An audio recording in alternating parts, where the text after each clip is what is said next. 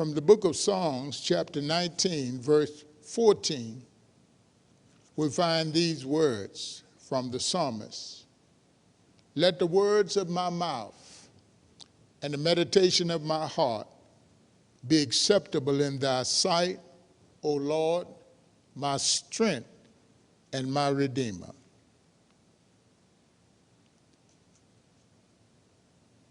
We have established the fact that man is sinful by nature. Another fact is that man is helpless, cannot deliver himself from his own wickedness, in spite of the fact that he knows that it is destroying him. But God is our strength and our Redeemer. Now, the term Redeemer means to buy back or to purchase or to save. God is that Redeemer who can buy back, redeem us, and save us. Man at one time was innocent, but in his transgressions, in his sins, so to speak of man's soul, we look at the fact that man sold his soul and became a slave to Satan. Wonder how many times do we have to agree that we have made the mistake of selling our soul for the pledges of sin for a season? Well, not only is it a fact that man sold his soul and become a slave to Satan and was under condemnation of the law. Man was condemned to die, and there was no reprieve from the law of justice. We think about the law of the justice of God. You know, that's why many people today feel so condemned, because they're living under the law. And they feel that there is no way, because the law of God had been spoken and had been expressed. And so therefore, the law of the justice of God. Therefore, for man to be redeemed, there had to be a redeemer. Thus man needed a savior. And in the book of Isaiah, God says, I am thy redeemer. You know, when we think about violating the law, transgressing the law, we know that we are condemned. But God in his mercy, therefore, for man to be redeemed, there had to be a redeemer. God knew what it was going to take to get a man out of his awful state and his awful condition. For we know that the wages of sin is death. And so therefore we have sinned and transgressed the law. And therefore, as a result of sinning and transgressing the law, there are many people who feel like there's no hope for them. But we have to understand the very fact that in the book of Isaiah, chapter 49, God said, I, the Lord, am thy redeemer.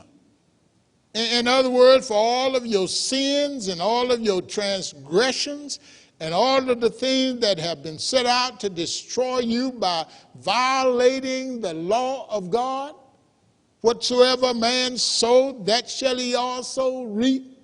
The wages of sin is death. We think about all of the law of God. Well, now we are being introduced to the fact of the redemption of Jesus Christ. Many people walk away and say they are not a part of the church and they are not a part of this or that, but the real problem is they feel no hope because of their sins and their transgressions. So the question is, if the Lord says in the book of Isaiah, I, the Lord, am thy redeemer. In other words, he's reclaiming us. He made us. He molded us.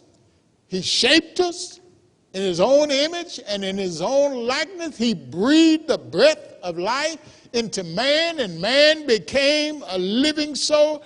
And so therefore, if we had been condemned under the law, for whatsoever a man sowed, that shall he also reap.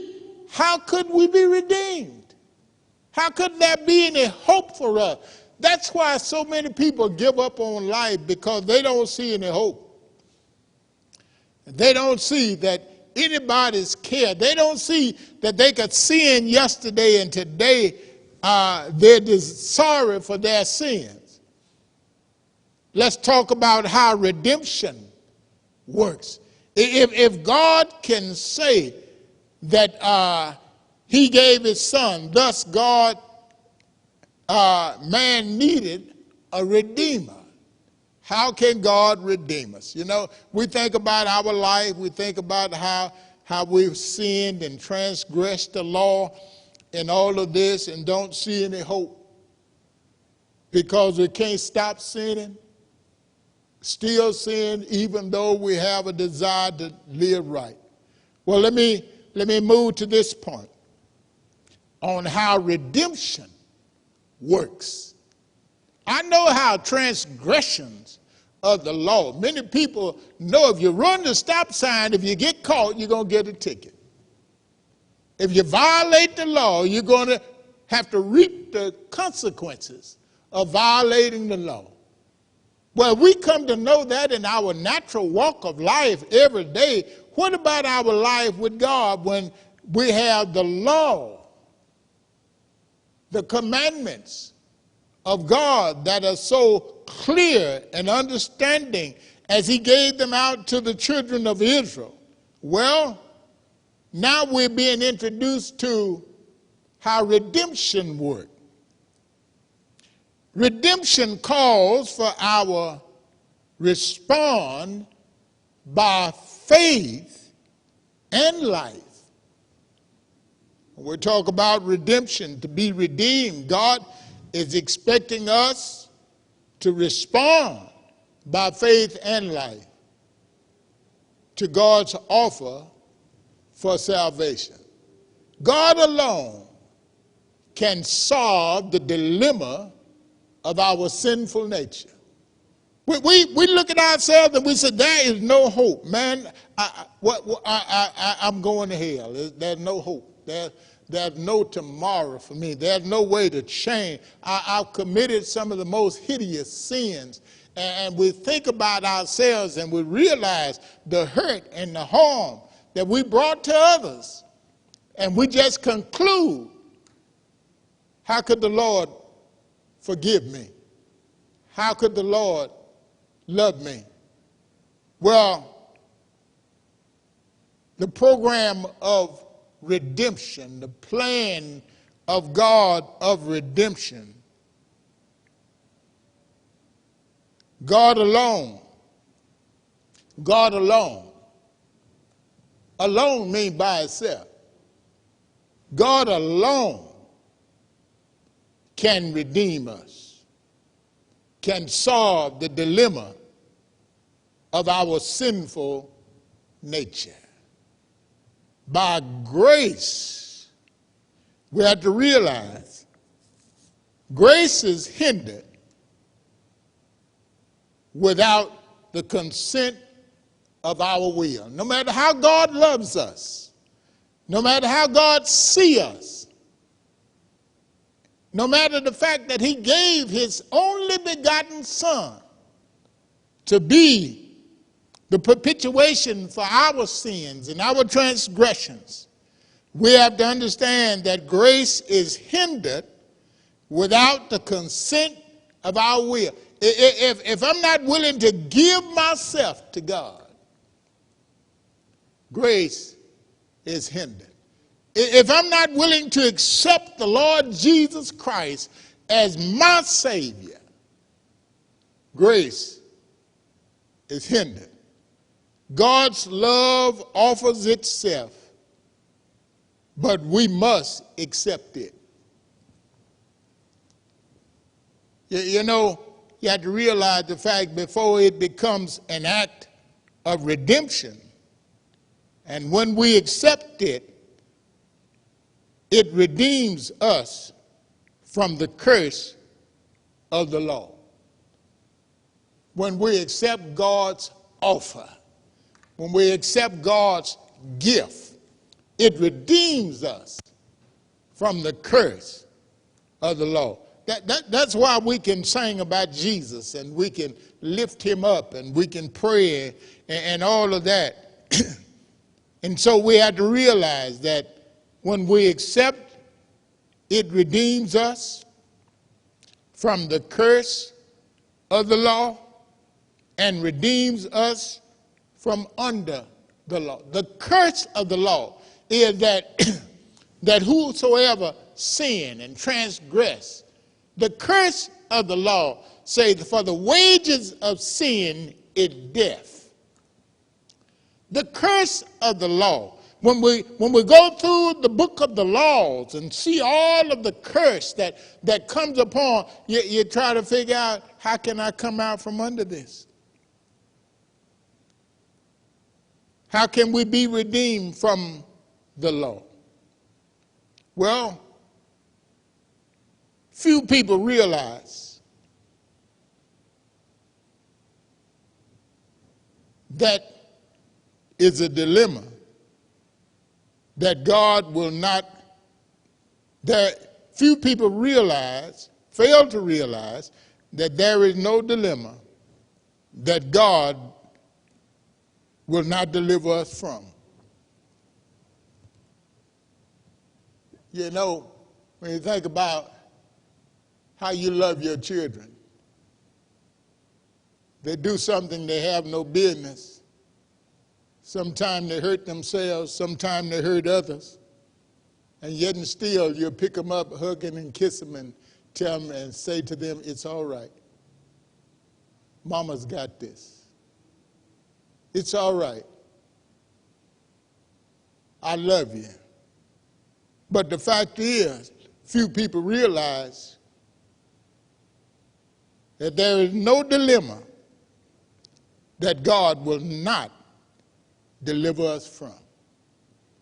Isn't it many people refuse to go to church because they say, man, I'm an adulteress. And the word of God say that man should not commit adultery. I'm not saying it's all right to do this. I'm simply saying if you're condemning yourself and you're walking out on life simply because you don't feel that you can be forgiven for your terrible sins. If we have a will to be delivered on God's terms, you need to read Psalms number 37, verse 4. Delight thyself also in the Lord, and he shall give thee the desires of thine heart. All men would like to have their heart's desire. Isn't it something that God knows what your heart desire is? Your heart desires that certain hideous things that happen in your life, you have a desire that they had never happened. Wouldn't it be wonderful if God would just blot them out? Let them not be an effect upon our lives or any of these things? All men would like to have their heart's desire. But how many are willing to give up their self-centeredness? If my heart's desire only include me in blessings, I will not receive it. If you want to be blessed, try blessing others in thought, word, and deeds, and God will bless you. That's our redemption. He redeems us. He takes us back to himself. Although Satan would throw up the banner and say he violated the laws. It is the law of God. Thou shalt not, thou shalt not, thou shalt not. And here's a man that is guilty of the law. If we are to be redeemed, we must believe. If we are to be redeemed. You know, the law says one thing. You know, we have to realize that Jesus Christ knows exactly what the law says. God instated the laws, that the laws would be there. But now God has shown mercy upon us in spite of the transgressions of our sins and our sinfulness. If we are to be redeemed, we must believe. Hebrews 11:6. He that cometh to God must believe that he is, and that he is the rewarder of them that diligently seek him. You know, what you ought to do is steal away. Go to God. God cares about you. And realize that he that cometh to God must believe that God is, and that he is a rewarder of them that diligently seek him. In other words, carefully, prayerfully, earnestly, actively seek the Lord. You know, We're not talking about the idea of you trying to get your wrongs right. We're talking about the idea of seeking God, who is merciful. We accept God's offer by faith. He that cometh to God. You know what you ought to do? You ought to come to him just as you are. You know, Satan tell you if you're going to go to God, you need to get your business right. No, you can't get your business right. You must come to him just as you are. And in doing so, we must realize that God expects for us to seek him. Seek him. You know, we spend a lot of time trying to seek how to right the wrong that we've committed. Spend a lot of time trying to figure out how to get things straight again so we can have what we once had in life. But the Lord said that we must, first of all, diligently, with all your strength, all your might, seek the Lord with everything that you possibly can seek him with of yourself. And then acknowledge the fact that we accept God's offer by faith. Now, what is by faith? It is to believe in the Lord. It is to take him at his word. Faith is the response to faith invitation. Respond to God's invitation. You know, the Lord has offered unto you the opportunity in the book of Ephesians, chapter 2, verses 5 through verse 8. For the grace, by grace, are we saved through faith. Now listen, we've already looked at the fact that the law is not in this picture. You know, you can think about all that the law has to say, thou shalt not, and don't do this, and don't do that, and all. And many people have violated the law, and now they feel hopeless and without hope. But that's not the case here. For by grace are we saved through faith, and that's not of ourselves. It's not because I laid down and rolled and begged and cried. It's not because I found every church I could possibly go to and enter and become a part. No, we're saved by grace through faith. I believe what God says. I believe his word. And that's not of yourself. I'm not believing that I'm better than I used to be. But what I'm believing is the word of God. It is the gift of God. You know, all the wonderful gifts I received growing up as a child and all of those things, those gifts were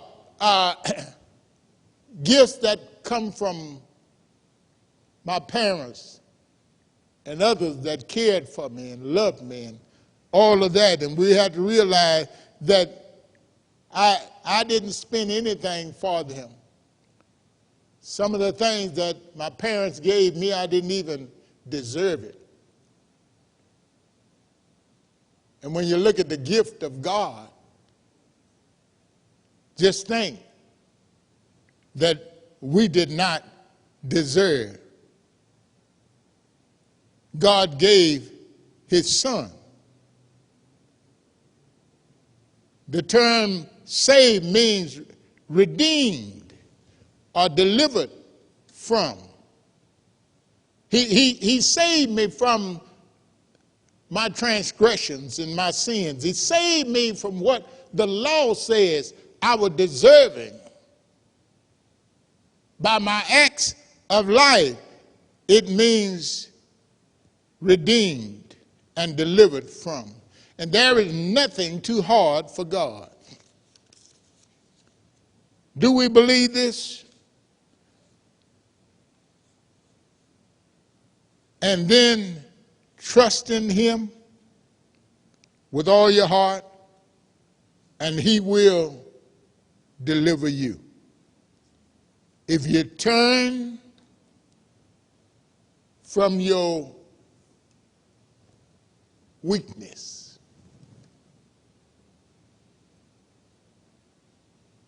you know, the problem is, in many of our lives, we can tend to forget about our weaknesses.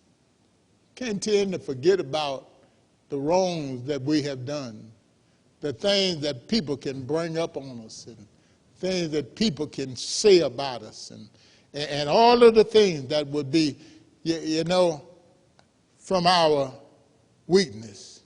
The Lord simply says, turn from your weakness. Thy will be done in earth as it is in heaven. Let me close with these points. Our response to God's redemption is our daily life. We cannot make amends for our sins. We cannot lay hands on the past to change it. We cannot shape a new world. Our powers are too small, and the world is not ours. We did not make the world, nor can we remake it,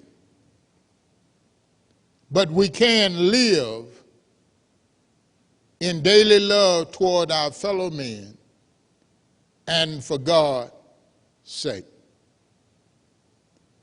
For it is he who made us and not we ourselves. And we are the sheep of his pasture. Only God knows how we are dealing with our daily walk of life. If only we knew how to trust God, our whole life would be different. Let some experience in your life, a part of your inspiration, for example, be a blessing for you. Whatever you do, think about the goodness of God. Think about his mercy. Think about how the Lord has kept you another day and carried you through many of the difficulties and things of your life.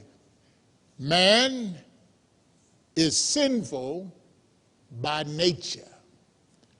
Job put it best. He said, I was born in sin, shaped in iniquity. In sin did my mother conceive me. So therefore we have to understand that we are saved by the grace of God. And that's not of ourselves. Now, if you are wrestling with your sins, why don't you just steal away, find a place that you can talk in private to the Lord and confess your sins. The psalmist said he is faithful and just to forgive us of our sins. Wouldn't it be wonderful if you would quit condemning yourself, if you quit sending yourself into the pits and the dungeons of hell, and trust that God has the power to deliver you, not only from the past, but to deliver you from yourself. One writer said, wretched man that I am, who will deliver me? God can. if you just trust him. Try him and prove it. We're going to open the doors of the church. Maybe today is your day to accept the Lord Jesus Christ as your personal Savior and to ask his forgiveness of all of your sins and transgression. The word said Jesus paid it all. All to him I owe. God bless you and keep you.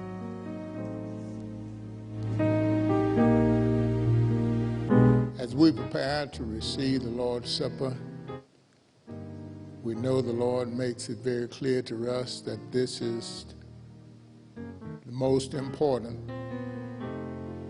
responsibility we have as believers. I'm reading to you from the gospel recorded in the book of St. Luke, chapter 22, verse 7 through 22. And the day of unleavened bread came, on which the Passover must be sacrificed. And he sent Peter and John, saying, Go and make ready for us the Passover, that we may eat. And they said unto him, Where wilt thou that we make ready? And he said unto them, Behold, when you are entered into the city, there shall meet you a man bearing a pitcher of water. Follow him into the house whereunto he go. And ye shall say to the master of the house, The teacher said unto thee, Where is the guest chambers, where I shall eat the Passover with my disciples? And he will show you a large upper room furnished. There make ready. And they went and found as he had said unto them, and they made ready the Passover. And when the hour was come, he sat down, and the apostles with him, and he said unto them, I have desired to eat this Passover with you before I suffer. For I say unto you, I shall not eat it until it be fulfilled in the kingdom of God. And he received a cup, and when he had given thanks, he said, Take this, and divide it among yourselves.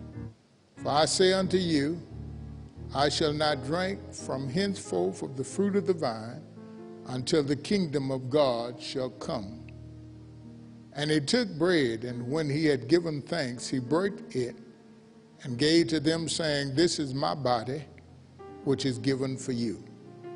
This do in remembrance of me.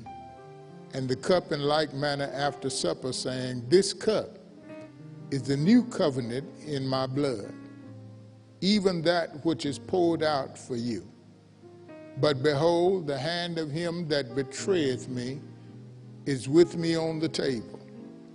For the Son of Man indeed goeth as it has been determined, but woe unto the man through whom he is betrayed. We now come to observe the ordinance of the Lord's Supper, given to us to celebrate in memory of his broken body and shed blood. It is said that at the conclusion of the feast of the Passover, which he and his disciples were celebrating, that he took bread, and having blessed it, brake and gave to his disciples, and said, This is my body, which is given for you. May we bow in a word of prayer. God our Father, we thank you for your darling Son, Jesus, who hung, bled, and died on Calvary for all of our sins. Thank you for the eternal salvation we have in him. In obedience to your word, we ask our Father that you would bless this bread and this fruit of the vine, that it will be for the purpose in which it had been prepared. These and other blessings we ask in the precious name of Jesus. Amen.